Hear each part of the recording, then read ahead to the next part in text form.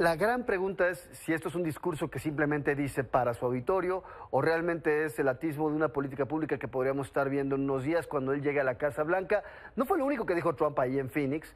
Por eso, y para ahondar y para entender mucho más este firme aviso que le están mandando a los cárteles mexicanos de la droga, vamos a platicar más del tema con un especialista, José López Zamorano, colaborador de Milenio en Washington.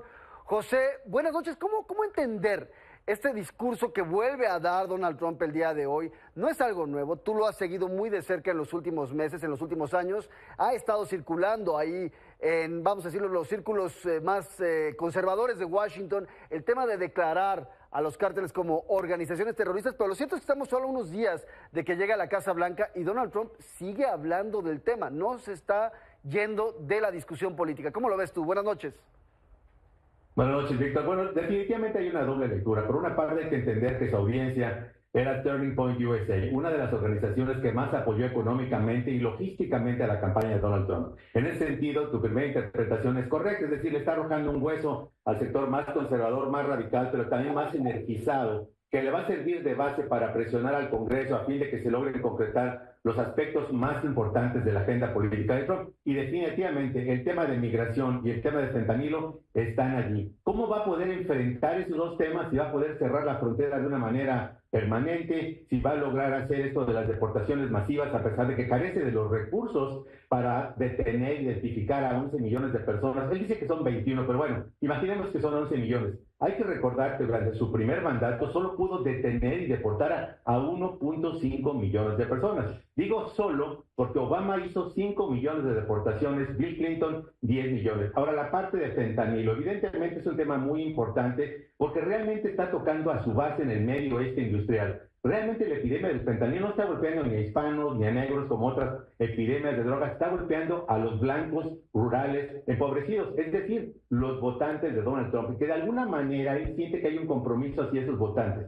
Si va a lograr hacer esto de designar a los cárteles mexicanos como organizaciones terroristas forales, está por verse, porque eso parte de un proceso legislativo. Hay que recordar que va a tener mayoría en la Cámara Baja y en el Senado, pero son mayorías raquíticas, no son mayorías efectivamente operativas que le van a permitir, por ejemplo, en el Senado contar con 60 votos, y sabemos que va a haber reticencia de los demócratas a oponerse de sus dos grandes mandatos. Esto no quiere decir que no va a ser la agenda pública oficial de él. Es decir, más allá de que logre o no aprobar su agenda legislativa en un Congreso muy dividido, va a utilizar estos dos temas, migración y fentanilo, para presionar, ya sabemos a quién, a México especialmente, porque obviamente la mayor parte de las gentes vienen del sur y la mayor cantidad de fentanilo viene de México. Esta idea de los cárteles de las drogas designadas así, evidentemente va a tener también una función política que le va a permitir a él jugar sus cartas, presionando con aranceles, presionando con cierres de frontera, de tal manera que pueda obtener lo más que pueda del gobierno mexicano para endurecer las posiciones tanto en migración como en el tema del tráfico de drogas.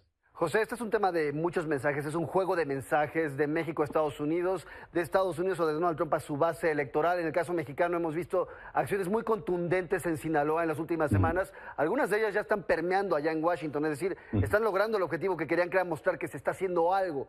Ahora, la pregunta en el caso de Trump, ¿qué tan factible es, y tú que lo conoces y que te tocó cubrir muy de cerca su primera presidencia, qué tan factible es pasar del discurso como el que vimos el día de hoy ante una base conservadora, una base radical a la que le encanta escuchar ese tipo de amenazas, pero qué tan factible es pasar de eso a la acción? Y cuando me refiero a acción, estamos hablando ya de lo que se ha estado discutiendo, incluso lo hemos visto ahí en Rolling Stone hace unos días, ¿no? Estas opciones como el envío de fuerzas especiales, la aniquilación de líderes del cárteles de la droga de manera encubierta, o lo que él planteaba, designarlas como organizaciones terroristas. Es decir, el perro no solo ladra, sino también puede morder, o realmente nos deberíamos quedar nada más en la parte discursiva. Yo creo que hay que ver eso de manera estratificada, Víctor. Por una parte, aquellas acciones de su agenda y de sus promesas de campaña que pueden hacerse por orden ejecutiva van a ser obviamente muy fáciles. Vamos a ver, por ejemplo, el tema de declarar una emergencia nacional el primer día de su gobierno, el mediodía del 20 de enero de 2025, y cerrar la frontera.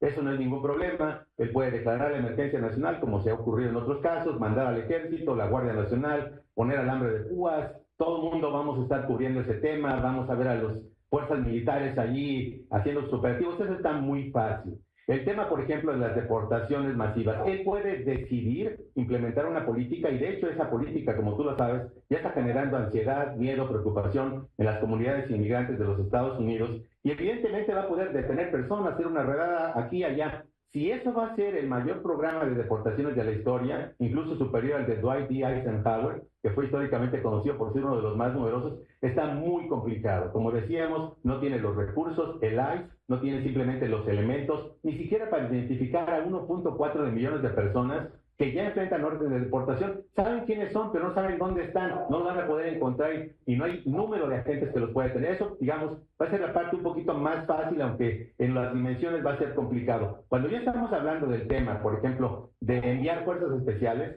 sabemos que eso va a depender del Congreso, va a haber mucha reticencia incluso de republicanos, porque no todos los republicanos son MAGA, republicanos, superconservadores, guerreristas, intervencionistas. Hay republicanos que, como ya vimos, simplemente se oponen a lo que decide el líder Mike Johnson y simplemente no van a apoyarlo. El otro tema es, obviamente, en el Senado, esas decisiones no van a pasar de una manera muy fácil. Aranceles, otro tema también que podría tener que pasar por comités del Congreso. Entonces sería la respuesta un poco más complicada, ¿no? Es decir, partes que tengan que ver con órdenes ejecutivas va a ser fácil y las va a llevar a cabo. Meter más elementos para que construyan el muro también va a ser fácil. La otra parte, la parte donde ya tiene que ver con fuerza militar, intervenciones, identificación de carteles, blancos de este tipo, me parece que va a ser mucho más complicado que lo pueda ejecutar. La conclusión, lo fácil será fácil y lo difícil, eso tomará más trabajo. José López Zamorano, un abrazo, feliz Navidad. Gracias, Víctor, buenas noches, feliz Navidad. Felices fiestas.